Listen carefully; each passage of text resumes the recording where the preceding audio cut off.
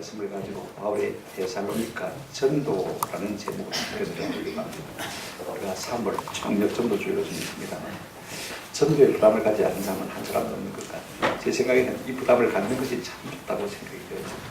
그러나 언젠가는 우리가 이 부담만 갖고 있을 게 아니라 결단하고 한번 나서보는 것이 성령님께 온전한 순종의 제사를 드리는 사람 아닌가 하는 생각을 우리가 하게 되었습니다. 왜냐하면 우리가 사도 바울을 보면요, 16장의 빌립보에서 매를 맞고 그만 죽게 됐어요. 완전히 초조금이 되었음에도 불구하고 다음날 오해에서 풀려났어요. 곧장 빌립보에서 저 데살로니가까지 164km가 되는 그 먼 거리를 걸어가서 또 전도하는 것을 우리가 보게 됐어요. 여러분, 초조금이 되었음에도 불구하고 오뚜기처럼 일어나서 또 전도의 발걸음으로 옮겨가는 이 사도 바울의 모습을 보면서 과연 무엇이 그로 하여금 이렇게 이끌어가는가 하는 것을 우리가 생각지 않을 수가 없는 것입니다. 사람은요, 그 사명이 그 사람입니다. 사람은 사명이 그를 이끌어가는 것을 볼 수가 있습니다. 그는 이런 고백을 했습니다. 사도행전 20장 24절에 내가 달려갈 길과 주 예수께 받은 사명 곧 하나님의 은혜의 복음을 증언하는 일을 마치려 하면, 그 다음 말이 참 중요한 것 같아요. 한 가지 읽어보실까요? 시작. 나의 생명은 조차 조금도 귀한 것으로 여기지 않는다. 사명이 귀합니까? 생명이 귀합니까? 사명이 귀합니다. 그 사명을 위해서 내 생명조차 조금도 귀한 것으로 여기지 않는다. 우리는 내 생명이 중요하다고 생각해요.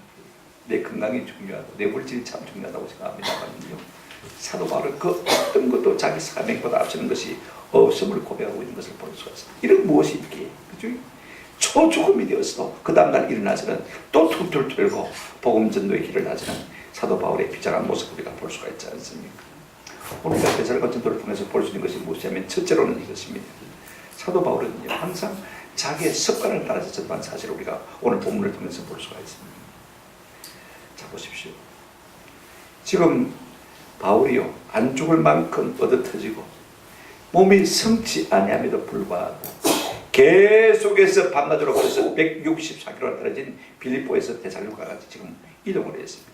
거기 회당에서 자기 관리대로 복음을 전하는 것을 볼 수가 있어요. 1절 한번 보시기를 바랍니다. 그들이 암비볼리와 아볼로니아로 다녀가 데살로니가에 이르니 거기 유대인의 회당이 있는지라. 이게 그들이란 말에 좀 주목을 하시기를 바랍니다. 우리가 16장을 보게 되어지면요, 11절과 16절, 11절, 16절 같이 보시기 바랍니다. 제일 처음으로 시작한 단어가 뭐냐면, 우리가 드로아에서 배를 타더라. 우리가라는 말이 나옵니다. 그죠?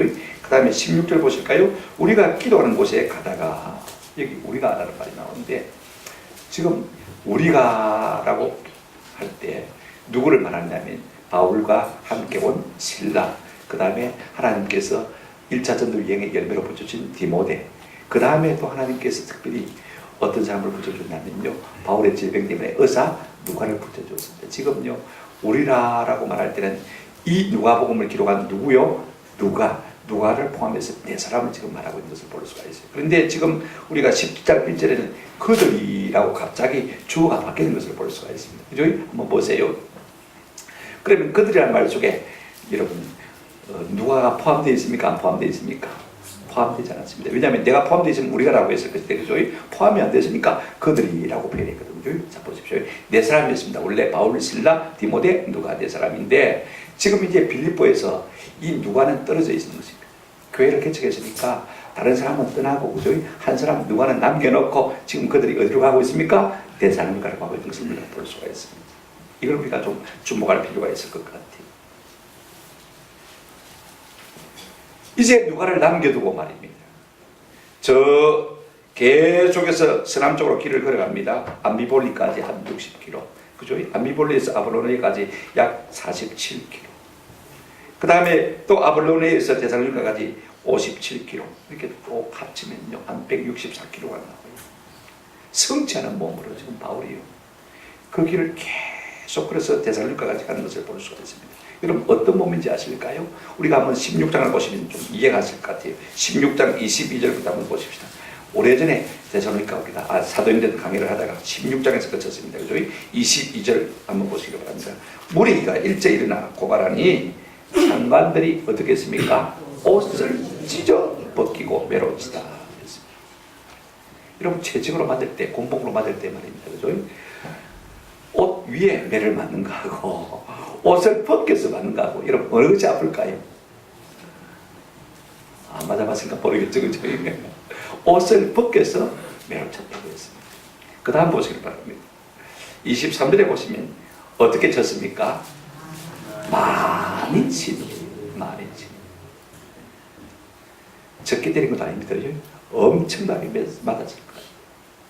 그 다음에 여러분 24절에 보시면 이런 명령을 받아 그들을 깊은 옥에 가두고 그 발을 어디에 쳤다고 했습니까? 착고에 쳤다.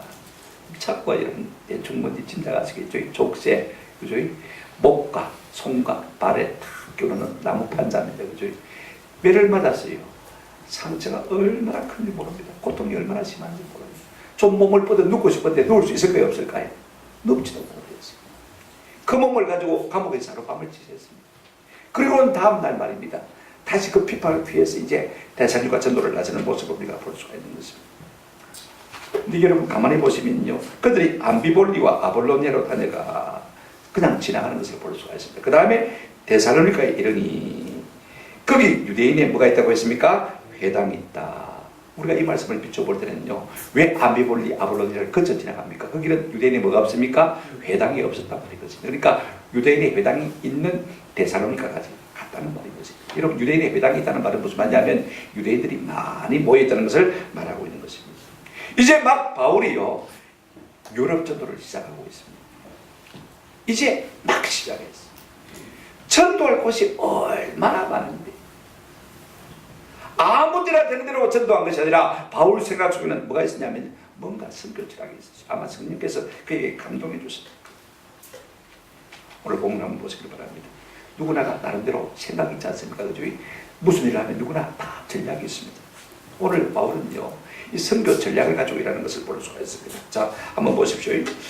2절에 보시면 바울이 자기의 관례대로 그들에게로 들어가서 새 안식일에 성경을 가지고 강론하며라고 말했는데 이게 관례대로 할 말은 에이오도스란 말은 습관을 말하는 것입니다. 자기 철학, 그죠? 자기 정책을 말하는 것을 볼 수가 있습니다. 그런 자기 나름대로의 전략을 가지고 성경하는 것을 볼 수가 있습니다. 첫째 무슨 전략이 있었냐면요, 바울은 한 곳에서 핍박이 일어나면요 계속해서 억지로 그곳에 버틴 것이 아닙니다. 하나님께서 또 다른 곳으로 가라는 신호인 줄 알고 다른 곳으로 옮기는 것을 볼 수 있습니다. 이것이 첫 번째 전략입니다. 두 번째가 뭐냐면요, 바울은 어디로 가든지 유대인의 회당을 거점으로 해서 복음을 전한 것을 볼 수가 있습니다. 생짜배기 모르는 사람에게 복음을 전한 것이 아닙니다. 아무렇게나 길거리에서 복음을 전한 것은 결단코 아닙니다. 무작정 이방인의 세계로 뛰어든 것은 결단코 아닙니다. 그리고 우리나라 선교사님들이 중국과 또 저 러시아, 구러시아군에 많은 선교학교가 살고 있지 않습니까? 그렇죠? 그런데 여러분 무작정 생짜배기로 외국에 뛰어드는 것은 결단코 아닙니다. 중국에 누가 있습니까? 조선족들가 있잖아요. 하나님께서 일제시대 때 그 조선족들을 거기에 많이 박아놨어요. 저 연해주 러시아 쪽에 가면요 고려인들, 우리 한국 사람들이 비난 가가지고 그곳에 살고 있는 사람들이 참 많습니다. 카자흐스탄 같은 데 가면요 3대째 지금 고려인들이 한국 사람들이 말해요. 그곳에서 살고 있는 것을 많이 보고 있죠. 그러면 선교사님이 가서 그분들을 만나서 그분과 접촉하고 그분들의 도움을 받아서 교회를 개척하고 교회를 만드는 것을 우리가 볼 수가 있습니다. 그런가 하면요 세 번째 전략은 무엇이냐면 바울은 어디로 가든지 하나님이 예비한 사람을 만났어요. 우리가 하나님의 일을 하려고 하면요 희한하게 하나님께서 우리 곁에 예비해 준 사람이 있는 것을 우리가 발견하게 됐습니다. 그를 통해서 도움을 받고 그죠? 그와 함께 교회를 일고 나가는 것을 볼 수가 있습니다. 네 번째 그의 전략이 무엇이냐면요 바울은 어디를 가든지 한번 합시다. 오래 머물지 않았습니다. 여러분 여기 데살로니가에도 한 석주 복음을 전했습니다. 왜냐하면요 다른 곳에 또 복음을 전해드릴 곳이 너무 많기 때문에 내가 한 곳에 오래 너무 퍼질러 앉아 있어버리면요 다른 곳에 있는 사람이 복음을 들을 수가 없죠. 그가 지금 온 땅에 복음이 평안하기를 소원하고 있는데 가만히 한 곳에 오래 머물러 있으면 나는 변하고 좋지만 그죠? 그러나 복음이 온 땅에 퍼질 수가 없는 것입니다. 그래서 데살로니가에도 석주를 있을 것을 볼 수가 있습니다.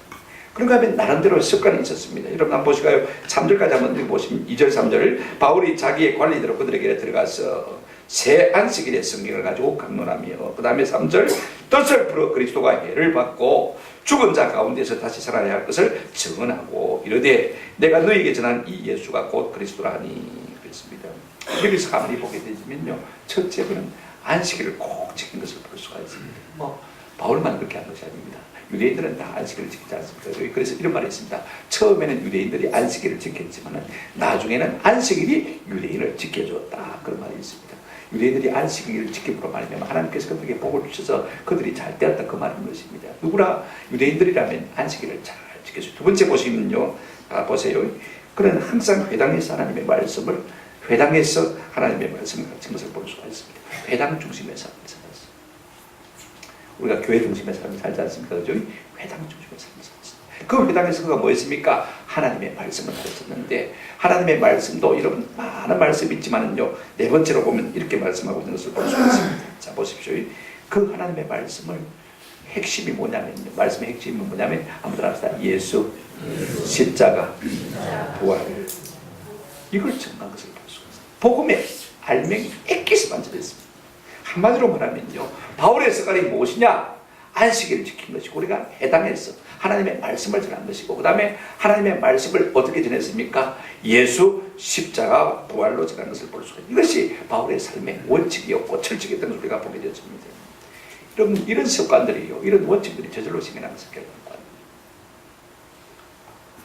고린도전서 15장 31절에 보면 사도 바울이 이런 고백을 했습니다. 형제들아, 내가 그리스도 예수 우리 주 안에서 가진 바 너희에 대한 나의 자랑을 두고 있다는. 아무도 합시다. 나는 날마다 죽노라. 나는 날마다 죽노라. 무슨 말이냐면요, 예수 그리스도의 참된 정인이 되기 위해서 자기 아들과 나태함 속에 안주하려는 자신을 날마다 쳐서 복종시킨다는 것입니다. 인생이 마라톤인 거죠. 목회가 마라톤이라고 그렇게 말합니다. 신앙생활도 마라톤이라고 말하고, 그러니 천천히 잘하자 늘 그렇게 말합니다만, 여러분, 마라톤 선수들이 긴 구간을 뛴다고 해서 천천히 뜁니까? 모든 구간에서 사력을 내서 뛰는 것을 볼 수가 있습니다. 복음 전파의 사명을 맞으려면 나의 생명도 조금 더 귀하게 여기지 않는데, 여러분, 우리 인생은요, 목적이 그라는 것을 볼 수가 있습니다. 사명이 그라. 그렇지 않으면요, 나태해질 수밖에 없는 것입니다. 저는 우리의 삶 속에 이 사도 바울 같은 사명이 좀 주어졌어요. 우리의 삶이 느슨해지지 않고 날마다 힘써 복음 전파를 위해서 애쓰는 은혜가 있기를 주님의 이름으로 축원합니다. 두 번째로 우리가 생각할 것은요, 사도 바울이 언제 어디서나 예수 그리스도의 십자가와 부활을 증거했다는 것입니다. 3절을 한번 보시기 바랍니다. 바울이 전한 메시지가 뭐냐, 핵심을 우리가 알 수가 있습니다. 뜻을 풀어 그리스도가 해를 받고 죽은 자 가운데서 다시 살아야 할 것을 증언하고 이르되 내가 너에게 전한 이 예수가 곧 그리스도라 하니, 그랬습니다. 이 사도 바울의 핵심 메시지는요, 예수가 메시아다, 예수가 그리스도다. 그럼 예수가 그리스도다, 이 말이 무슨 말이냐? 여러분, 예수는요 이름이고, 그 다음에 그리스도는 직명입니다. 정은일 목사, 그러면 정은일은 뭐예요? 이름이고, 목사는 뭐예요? 직명이라는 거죠. 그러면 예수의 이름은 뜻이 무엇입니까? 구원자. 그 다음에 그리스도, 메시아, 똑같은 말입니다만 메시아는 히브리어, 그 다음에 그리스도는 헬라, 그죠? 그러면 문자 그대로 풀면 기름 부음 받은 자라는 말입니다. 그런데 이걸 의역을 하면 한번 따라합시다. 구원자. 그러니까 예수님은 누구라고요? 구원자다, 그 말인 것입니다. 그 직명이 뭐느냐? 구원하시는 분이라는 것입니다. 여러분, 구원의 단어가 뭡니까? 이걸 우리가 아셔야 돼요. 죽을 사람이 사는 것도 구원이고, 그죠? 가난한 사람이 부유하게 되는 것도 구원이고, 못난 사람이 잘나게 되는 것도 구원이고, 어리석은 사람이 지혜롭게 되는 것도 구원이고, 지옥 갈 사람이 천당 가는 것도 뭐예요? 구원. 구원이라는 것은요, 꼭 죽어 천당 가는 건 구원이 아닙니다. 모든 면에서 잘 되는 것을 구원이라 그렇게 말하고 있는 것입니다. 그분이 우리를 인생의 모든 족쇄에서요, 해방해서 잘 되게 해주실 분이 누구라고 했습니까? 예수 그리스도라 그렇게 말하고 있는 것을 볼 수가 있습니다. 근데 문제는 뭐냐면, 하나님께서 아담과 하와가 에덴 동산에서 선악과를 담고 타락한 이후부터요, 구원자 메시아 예수 그리스도를 우리에게 보내주시기로 약속하셨습니다. 그 대표적인 말씀이 창세기 3장 15절, 우리가 원시복음이라고 합니다만은 한번 제가 읽어드릴게요. 내가 너로, 지금 뱀에게 하나님이 말씀하고 있습니다. 여자와 원수가 되게 하고 네 후손도 여자의 후손과 원수가 되게 하니, 여자의 후손은 내 머리를 마게 할 것이요 상하게 할 것이요 너는 그의 발꿈치를 상하게 할 것이다. 지금 여자의 후손이 나오고, 그죠? 뱀이 나옵니다. 그죠? 사단이 나오는 것을 우리가 볼 수 있는데, 우리 예수님께서 여자의 후손으로 이 땅에 오신다는 말씀이었습니다. 그분이 곧 누구라고요? 메시아다, 그 말씀인 것입니다. 그가 와서 모든 사단과 죄와 사망의 권세를 막을 것이다, 박살낼 것이다. 하나님께서 우리에게 이렇게 구원을 주시고 이미 약속을 해주신 것을 볼 수가 있습니다. 그래서 구약성경 많은 부분에 보시면요, 예수님이 전의 몸에서 나실 것을 예언하시고, 그 다음에 여러분 베들레헴에서 태어나실 것을 예언하시고, 그 다음에 개비소나에서 나귀를 타실 것을 예언하시고, 그 다음에 십자가에 죽으실 것을 예언한 것을 볼 수가 있습니다. 대표적인 예언장이요, 이사야 53장입니다. 그죠? 이사야 53장 5절 말씀 제가 하나 읽어드리겠습니다. 그가 찔림은 우리의 허물 때문이요, 그가 상함은 우리의 죄악 때문이라. 그가 징계를 받음으로 우리는 평안을 누리고 그가 채찍에 맞음으로 우리는 나음을 입었도다. 그분이 우리 대신해서 십자가를 지심으로 말미암아 우리가 죄 산 받게 되어졌다. 지금 이 예언을 하고 있는 것을 볼 수가 있습니다. 우리는 그 예수를 압니다. 그죠? 그런데 유대인들은 말입니다, 그들이 처한 상황 때문인지 몰라도요, 그런 예수를 믿은 것이 아니라 다윗 같은 메시아 예수를 믿은 것을 볼 수가 있습니다. 여러분 특별히 시편 2편에 보시면 2편 7절부터 9절까지 제가 한번 읽어드리겠습니다. 내가 여호와의 명령을 전하노라. 여호와께서 내게 이르시되 너는 내 아들이라. 오늘 내가 너를 낳았도다. 지금 하나님께서 그 아들 예수 그리스도에게 지금 말하고 있습니다. 그죠? 내게 구하라. 내가 이방 나라를 내 유업으로 주리니 내 소유가 땅 끝까지 이르리로다. 그래놓고 그 다음에 9절 말씀이 참 중요합니다. 같이 한번 읽어보실까요? 보입니까? 같이 한번 읽어보시죠. 시작. 네가 철장으로 그들을 깨트리며 질그릇같이 부수리라 하시더라. 하나님께서 그 아들에게 철장으로 그들을 깨트리는 권세를 주셨습니다. 여러분 세방망이를 가지고 이거 도자기가 있습니다. 그죠? 깨트리면 박살나겠죠. 그죠? 그러니까 모든 열방의 나라를 그와 같은 권세를 줘서 깨트리겠다. 그분이 누구라고요? 메시아다. 그렇게 말하고 있는 것을 볼 수가 있습니다. 지금 유대인들은요, 로마의 식민지로 있기 때문에 그들의 마음속에 지금 구원에 대한 갈망이 굉장히 큽니다. 그래서 지금 시편 2편 7절부터 9절까지 나온 메시아, 그죠? 이 사상만 지금 받아들이고 있는 거예요. 앞에 고난받으실 예수님에 대해서는 전혀 생각지 않냐고. 지금 철장을 가지고 만국을 깨뜨리실 예수 그리스도 그분만 지금 생각하고 있는 거예요. 그러니까 여러분 메시아가 아닌 어느 정도 좀 한쪽으로 편협되어 있는 것을 우리가 볼 수가 있습니다. 우리는 그렇지 않습니까? 저희 예수님에 대해서 알고 있습니다. 초림 예수에 대한 예언과 그 다음에 재림하신 예수님에 대한 예언, 우리가 어느 정도 구분할 수 있습니다만, 그죠? 유대인들은 자기 처한 상황이 참 힘들고 어려우니까 재림 예수에 대한 상황만 가지고 그들이 받아들인 것을 볼 수가 있습니다. 그래서 사도 바울은 그냥 잡힌 예수 메시아를 말하고 있는 것을 볼 수가 있습니다. 첫째, 예수님은요 반드시 십자가에 죽었어야만 하는 사실을 지금 전하고 있습니다. 자, 3절 한번 보실까요? 뜻을 풀어 그리스도가 한번 따라합시다. 반드시 해를 받고, 그리스도가 반드시 해를 받아야 될 것을 바라고 있는 것을 볼 수가 있습니다. 우리말 성경에는 반드시 대이란 말이 빠져 있습니다만은요, 정령 해를 받고 그렇게 말하고 있습니다. 사도 바울은요, 그 예수님이 오셔서 이 땅에 오셔서 우리 대신 십자가를 지으시고 마셨다고요? 죽으셨다. 이 사실을 가르치고 있는 것입니다. 유대인들은 이 사실을 잘 생각지 않습니다. 우리 예수님 이 땅에 오신 목적이 뭐라고 말씀하셨습니까? 여러분 마태복음 20장 28절에 보면 인자가 온 것은 섬김을 받으려 하면 아니라 도리어 마고요 섬기려 하고 자기 목숨을 많은 사람에 물어주려 했다고요? 배속물로 주려 했다. 이 말은 뭐냐?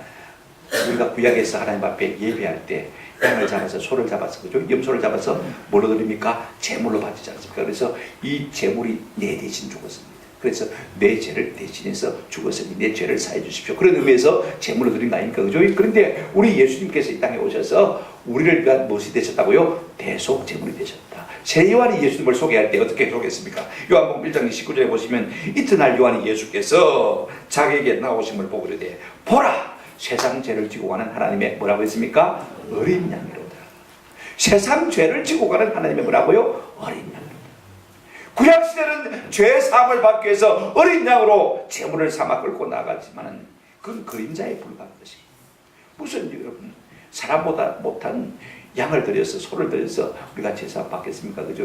사람보다 더 고귀한 하나님의 아들이신 예수님이 진짜 어린 양으로서 우리의 죄를 짊어지시고 십자가에 돌아가셨다. 그래서 우리가 뭐 받는다? 죄사함을 받는다.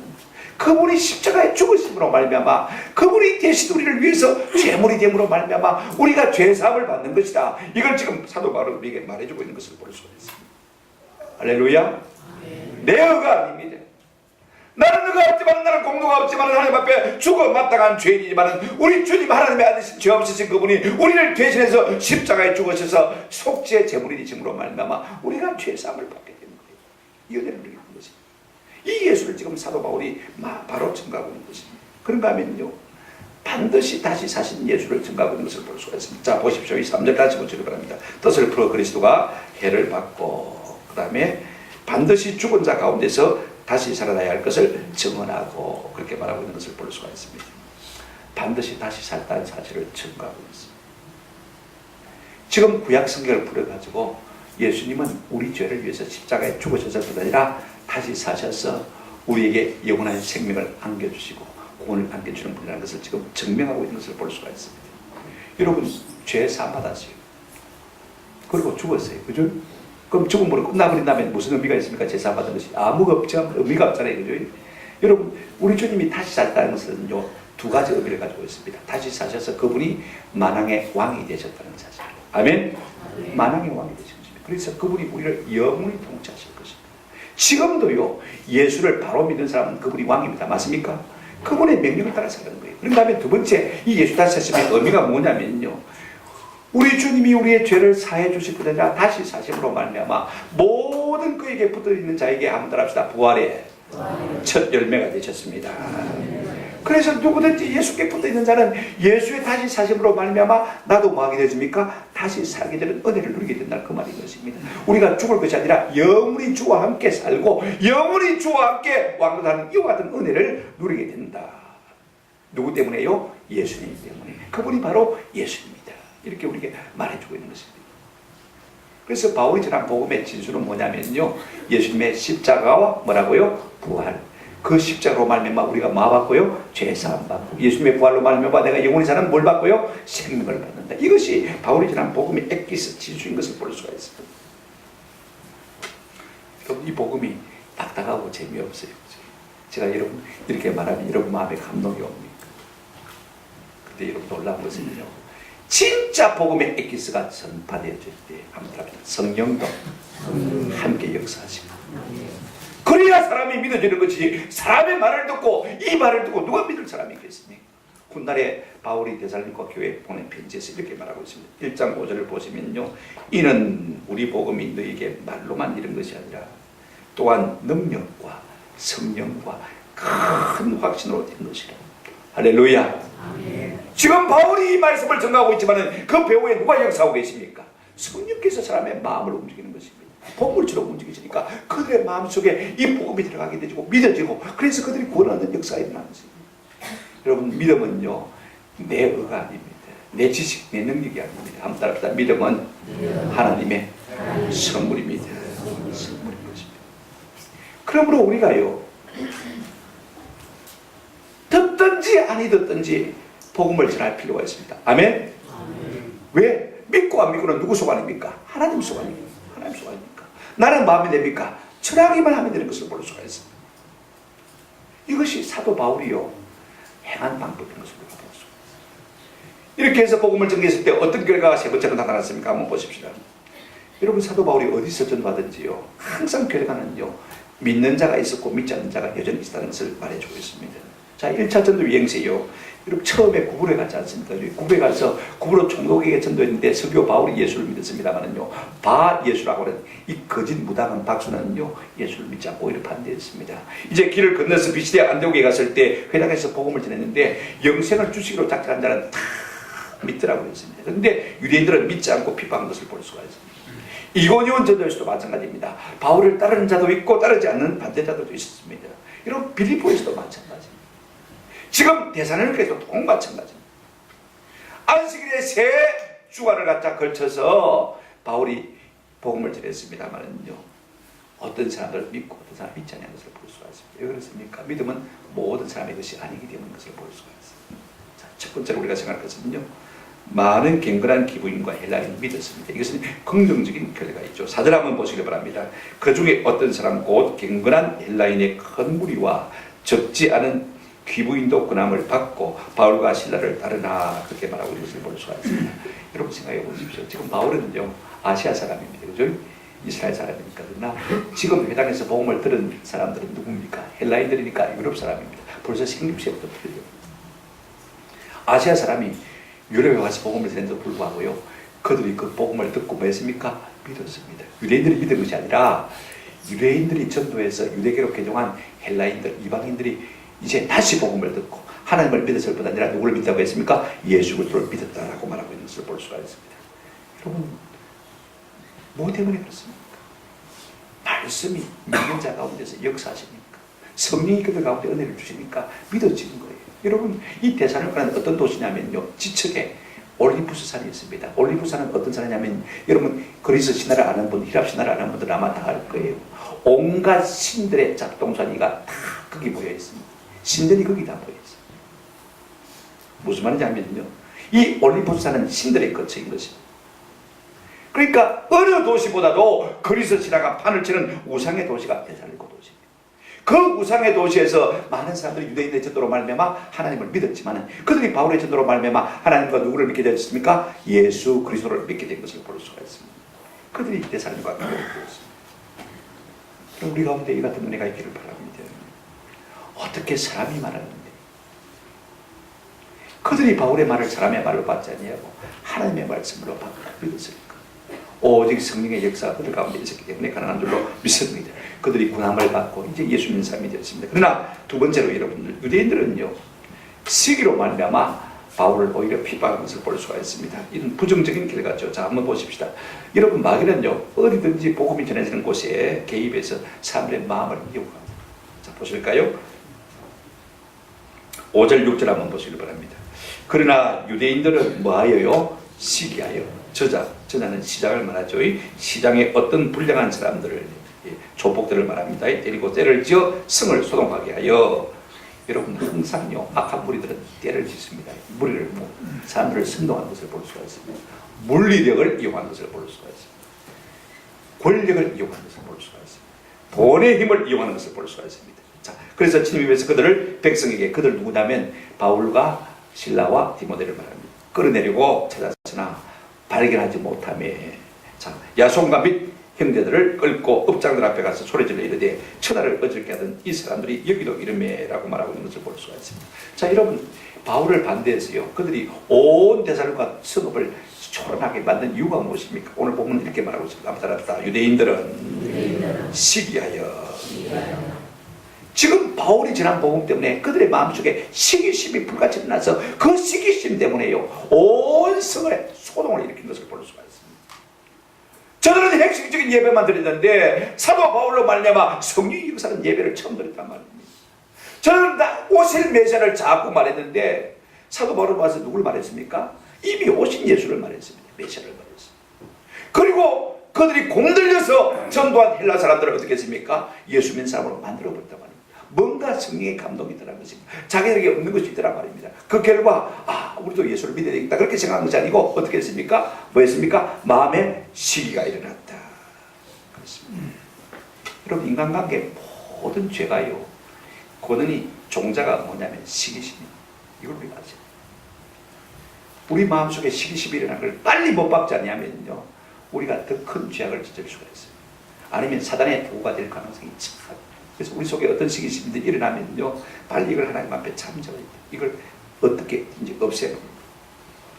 여러분, 예수님을 빌라도에게 끌고 간 이유가 무엇입니까? 마태복음 27장 18절에 보면요, 이미 빌라도는 다 깨뜨리고 있습니다. 이는 그 빌라도가 그들의 시기로 예수를 넘겨준 줄 뭐했다? 압니다. 정치가니까요, 노련하지 않습니까?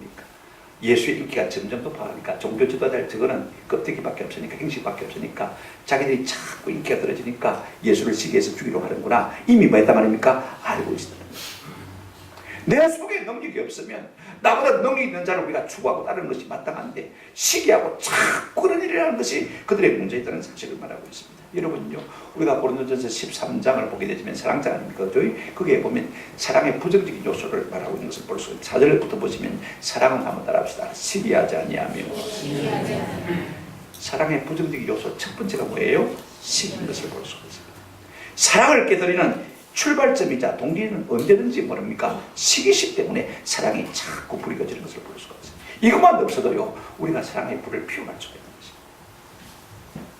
두 번째가 사랑은 자랑하지 않고, 교만하지 않고, 물에 갱지 않고, 자기의 유익을 묻지 않고, 성내지 않고, 불을 피워가는 것을 볼 수가 있어요.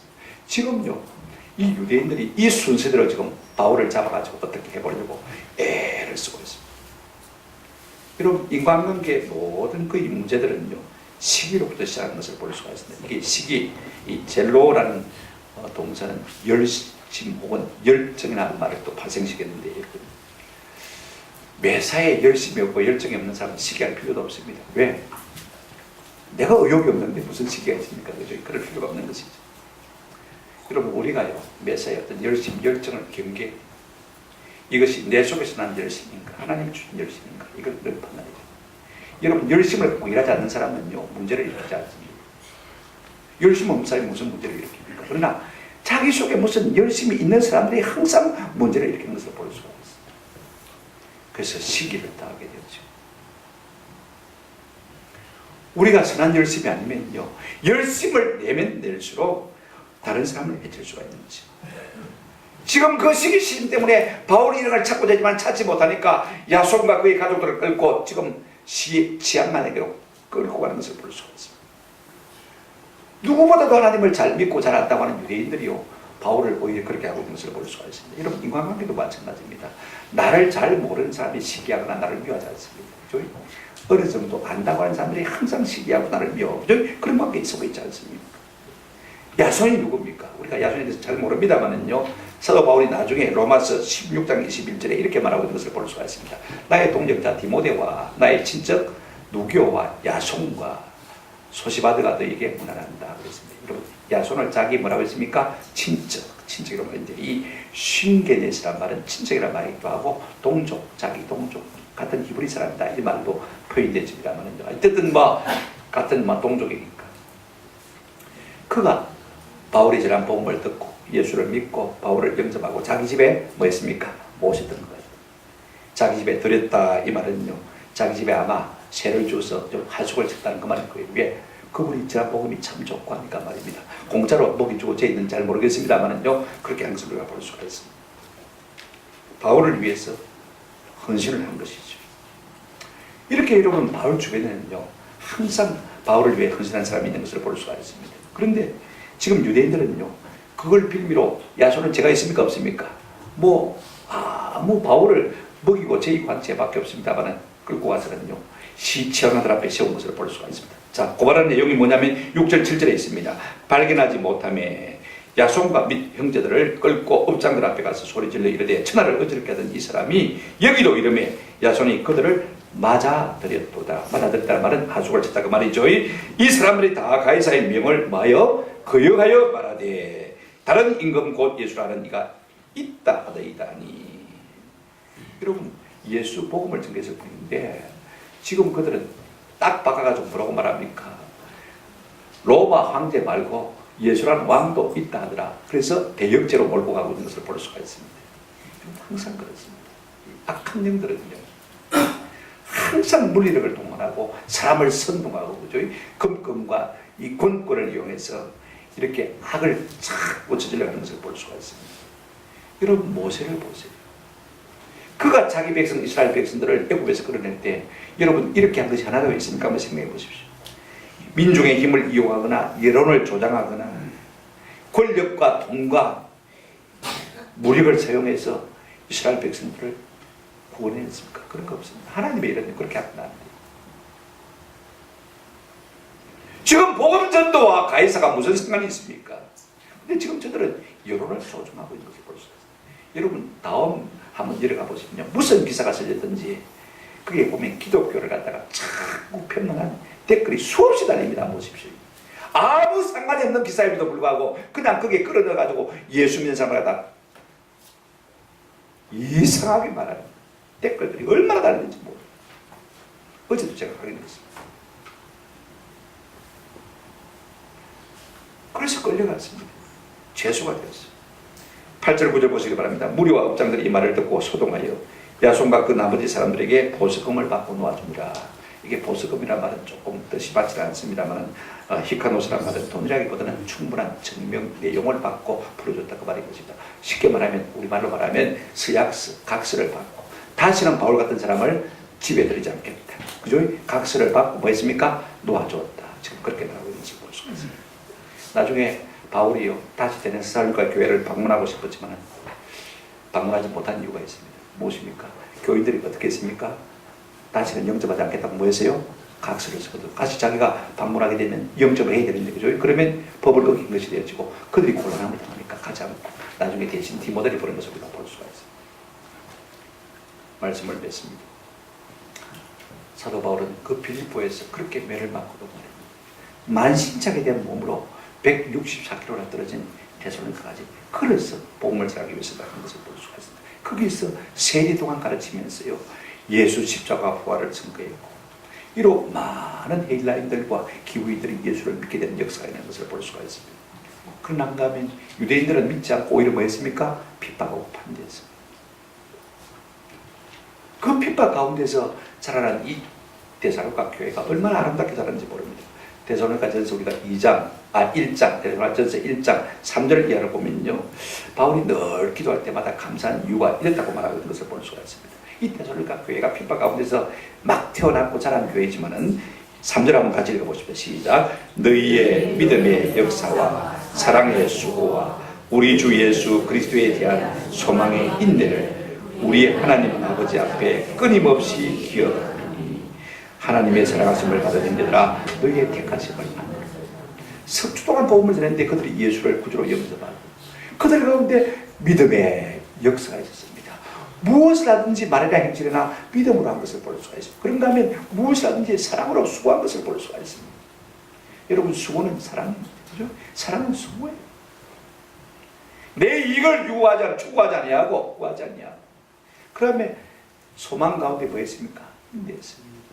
이 땅의 것을 바라보지 아니하고 저 영원한 나라 그 천국을 소망하면서 이 땅의 것을 다 쓸 것처럼 다 누릴 것처럼 착각하지 아니하고 그것을 다 절제하고 배워나가다 그 말인 것입니다.